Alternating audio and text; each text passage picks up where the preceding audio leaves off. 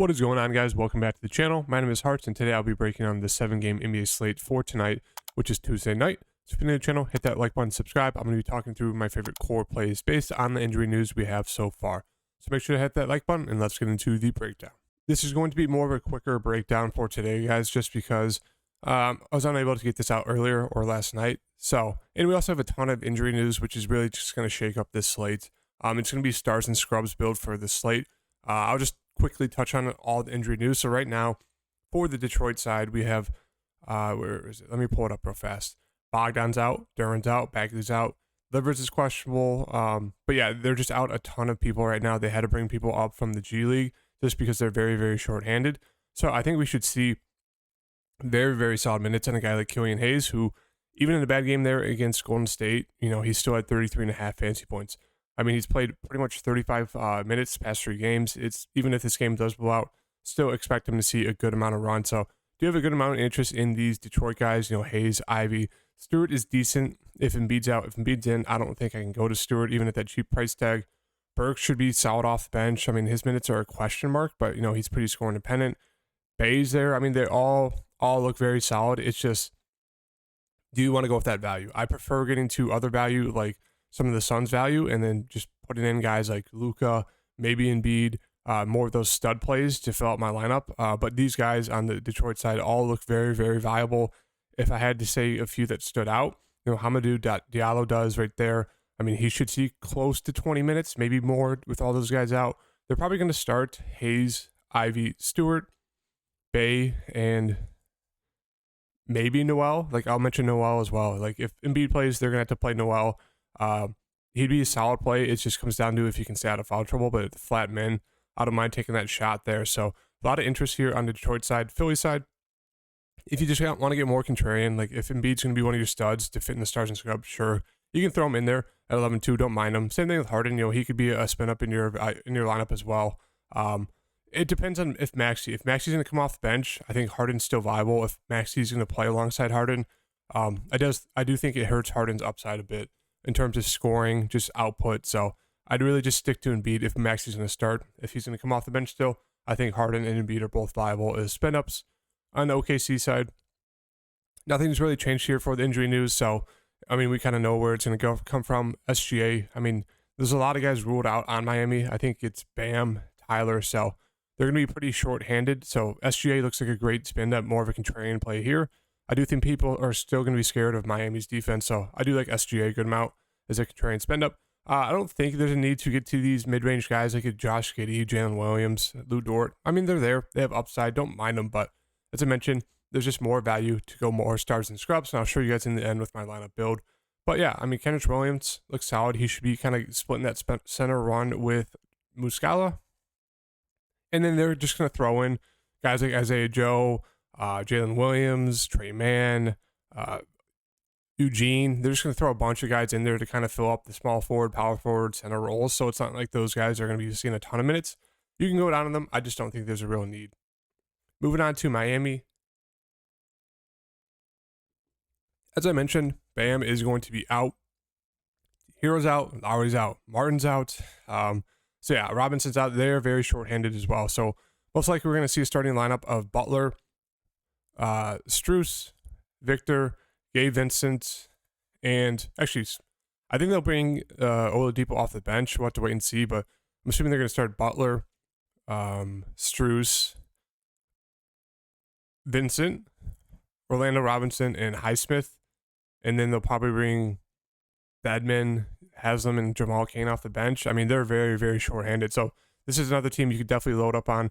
I don't mind Jimmy Butler as like a spin-up play here as like a stud option. I mean, he's going to have to do everything for this team. He should be playing big minutes. So I do think you can expect a nice ceiling game here from Jimmy Butler against OKC at 8,900. I wouldn't be surprised if they rule him out, but I don't think they can just because of how short-handed they are. But yeah, really, really like all these Miami guys. Prefer them all to the Detroit value guys. I mean, Victor, he's been seeing mid-30s minutes. He's going to be super aggressive. He's a better point per minute guy than all those Detroit guys. Strus, I mean, he's going to shoot the ball a ton. He's very score independent, so he could still bust even if he sees like the full game of minutes, but he's solid. I mean, Gabe Vincent's going to look to get involved more as well if he's good to go, which he should. I mean, he's going to see starter minutes, so he's a very, very solid play there as well. So lots to like here with this Miami side. We'll get back to them in a minute. Charlotte, I mean, they're all kind of there. As I mentioned, there's no real need to kind of fit in unless you want to get contrarian and do like a balanced build, which I don't think there's a need to just because of how much value there is on the board. You'd really have to hope all the value fails and busts. Otherwise, your build's not going to work out. So you can definitely go that route. I don't mind it. Like, you can definitely get 2 LaMelo Balls to spend up. These mid-range guys, sure, they're going to play a good amount of minutes, but Gordon Hayward might be back. And they all just kind of look there, priced about right. For Toronto, same thing. Like Siakam, very solid spend up. Van Fleet's prices come up. I mean, all these guys are viable if you want to go for like more of a balanced build. I just don't think there's a need to. Cleveland and Utah, I mean, Cleveland looks decent. If I do really like Allen here and Mobley, as I said, really want to target Utah with the opposing team's bigs, which is Allen and Mobley. So I do like Allen a good amount as one of my kind of like core plays. On the Utah side, they're all priced about right. Like Kelly Olynyk is out, so Vanderbilt should get some more minutes, but we know he's very, very foul prone. So I don't mind him. He'll be chalky, but I don't think he need to chase the chalk there. Walker Kessler could start. I don't mind him as well. I mean, he's pretty boomer bust just because he's very, very foul prone as well. But yeah, I think I prefer him over Vanderbilt. And maybe they slide one of these other guys in, like a Rudy Gay, maybe they get weird. But I do think they'll start Kessler alongside Vanderbilt, Conley, Clarkson, and Markkanen. And off the bench, we can expect Beasley, Nigel, probably Rudy Gay, maybe Azubuike get some run because Cleveland is big. So we can definitely look to some of those guys if we want. Phoenix, a ton of guys that are out as well. So Booker, Paul, Johnson, Payne, Crowder. So they're very short-handed as well. Ayton's questionable. Craig's questionable. I think they'll be good to go. They really need them because they're going to have no one if those guys are out. So in terms of Phoenix, really, really like Dwayne Washington. He didn't start that last game. Shamet did, but he still played 25 minutes. And it's one of those things. Dwayne's going to be super aggressive. He's always super, super aggressive when he's out there. As you can see, he didn't start, but still got 31 fantasy points, 21 real-life points, 4.2K. I mean, with those guards out, Dwayne's a lock for me. Even if he doesn't start and comes off the bench, you can get to Bridges and Ayton. I don't mind those guys as mid-range options just because they're going to play a ton of minutes. They're going to shoot the ball. They're going to be the 2 alphas. So like compared to, mid-range guys on like Cleveland, Utah, Toronto, Charlotte, those mid-range guys, sure, they look solid, but they still have like studs in their lineups or on those teams, like a Siakam, they're going to take all the usage. So, Ayton and Bridges, they're going to get their fair share of shots. It's going to go through those 2 guys and then the rest of the team. So that's why I do like them as like a mid-range options for this slate. So you can definitely throw them in there. I don't mind it. But once again, I'm going to go stars and scrubs. So I don't know if I'll be able to fit them in right now. So we kind of have to come back to that. But then we should see starting lineup of Ayton, Bridges, Shamet, Craig, and I'm assuming Lee or Saric. They did start Saric that last game, 26 minutes. It'd really help him if he could have a decent game, but it'd help if a guy like Ayton was ruled out so he could look to shoot more.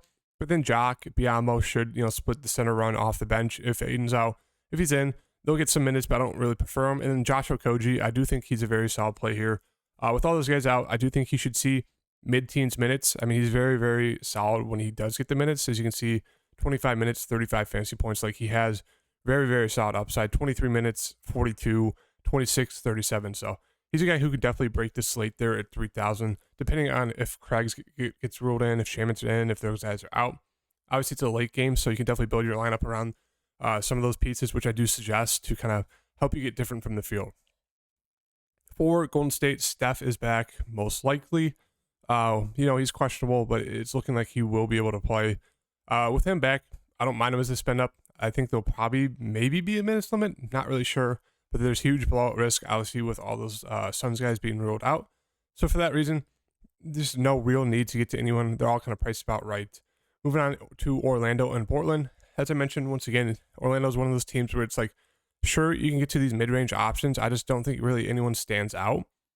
We'll have to see kind of where the build goes with the stars and scrubs approach. But, I mean, they all look solid. A decent matchup here. Obviously, we know Paolo's going to be the main stud for them.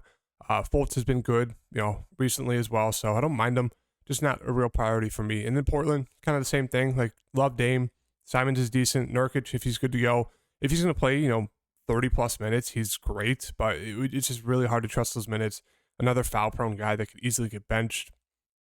And then moving on to the last game, Luka, if he's good to go, love him. That price tag is going to be easy to get up to. Solid matchup here with no Paul George on the other side. So we'll get Luka versus Kawhi. So with Luka in, Evans kind of priced about right, maybe priced a little bit too high on this Dallas side. If he's out, obviously we can look to Hardy, Dinwiddie to fill in the shoe. Wouldn't mind Wood there, even though that price tag's kind of elevated. And then on the Clippers side, Paul George is out, so Kawhi Leonard looks like a great value play here, or is like a stud play here, not a value play. Played a ton of minutes in that Atlanta game, didn't shoot the ball well, still got you 48 fantasy points. So he looks like a great stud play at 8,700 if you want to pay down for a cheaper stud. And then with that, you can take a shot on Zubac. His minutes are just all over the place. 21, 12 fantasy points, 38, 46. There's no rhyme or reason why he gets the minutes or when. It just kind of happens, and he has huge games. Obviously, he can fail, like versus Miami, only 17. Obviously, they're a pretty tough defensive team. But yeah, I mean, he has just a massive range of outcomes. So you can definitely look to him. Powell, Morris, Wall, they're all kind of there. Don't really mind them. And so, yeah, so to kind of build out this lineup, obviously we're waiting on some more news for a certain amount of teams, but going to fit in, let's get the studs in. So which studs do we want to go with? Let's see here. I think really like Kawhi there as a stud up, pay up option. I'm deciding between if I want to go to SGA or like in Embiid or Doncic or Siakam. Like I really like those three. Siakam gets a great matchup here versus Charlotte. Toronto's just been playing very bad recently. Like Siakam's been up and down. They're just not shooting the ball well. But I think I'm going to roll with Siakam here. We know he's huge upside. There's another spin up play for me. Let's see if we can fit one more in. Overall, can we fit a Luka in? No, we can't. What about a Harden? Could fit a Harden in, but let's pay a little bit down for.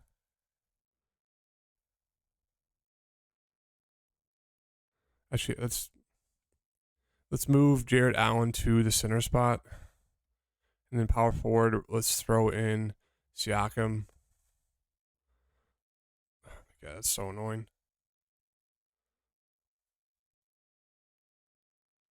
Where do you go? Oh, he's only a center play. That's frustrating. Didn't realize that. But yeah, so we'll get those two in there. To fill out, let's get another stud. I think it's going to be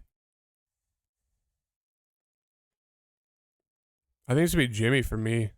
Throwing Jimmy, just with all those guys out, he's going to have to do a ton. And then we're going to want to get some pieces from that Miami team. Phoenix. And who was the first team? Detroit could be one of those options as well. So I think those are kind of the three best teams to get the value plays from. Everyone else is pretty much good to go. There are some random pieces from like Utah. The Clippers, maybe Dallas if Lucas sits. But right now, let's just pull from these teams. Obviously, there's a ton of guys out. I do think I'm going to want to get to, let's see, shooting guard. Let's go for a cheap shooting guard here. Diallo, Damian Lee, or Gabe Vincent. Going to throw him in there right now. Should be the starting point guard there for Miami. So I do like that a good amount. 4,300 left over for a guard spot. I don't mind paying down. You could get like a Magruder filling in up there in Detroit. Don't love that, but I think I'm going to roll with. Let's go forward here. 4,300. Highsmith, Flatman, a guy who should start. Not going to be a high usage guy. Maybe a little bit more with all those guys ruled out, but he looks decent. I think I might go with Hamidou Diallo. The minutes aren't secure, but he's a very, very solid player when he's out there. He should see, I'd say, at least 20 minutes with all those guys being out. So I don't mind, rolling the dice on him here. He's a guy who could definitely have a huge ceiling, especially if someone gets in foul trouble or is doing bad in the starting lineup. They could look two guys off the bench, a guy like Hamidou. It gives us 5,100 left over. You could pay up for Shamet, who should start. he's very scoring dependent. I don't mind him. I'd rather get to, Dwayne Washington or another piece from Phoenix rather than getting Shamet. Maybe like a Damian Lee. He should look to do more with all those guys being ruled out. Hasn't been the best recently, but we know if he's hitting shots, he does have a little bit of upside there. So I think right now we're just going to throw in maybe Strus. I think right now we'll just throw in Strus. Yeah, but I think that's kind of the route. Kind of shows you guys what's the best way to go is just more the stars and scrubs. You really want to fit in Dwayne Washington, whether he comes off the bench or starts. I think he's like a must play. Same thing with Gabe Vincent. If he's going to be starting, which he should, if he plays 3,300, I mean, he's almost a must play as well. It's going to be super chalky, but really think you need those two in your lineups. And then from there, it's just like you can kind of pay up for 3 studs, depending on the price range. Like if you're going to pay up for the top 2 with, let me get off those guys. You can fit in Luka and Embiid, but then you're going to have to go more just like cheaper guys. You're going to have to do all stars and scrubs. I kind of like the approach of just a little bit, like they're not full to the max stars and scrubs, just a little bit less than that with, Washington, they're there 4,000. Then we get to, Kawhi, Butler, we get Allen, then we get Pascal as well. So I think this is kind of the approach I'm going to go, just a little bit slightly down from stars and scrubs. I don't know what to call it, but yeah, that's kind of the approach for today. So if you guys like the video, like the breakdown, hit that video or hit that like button, and I'll see you guys in the next video. Peace.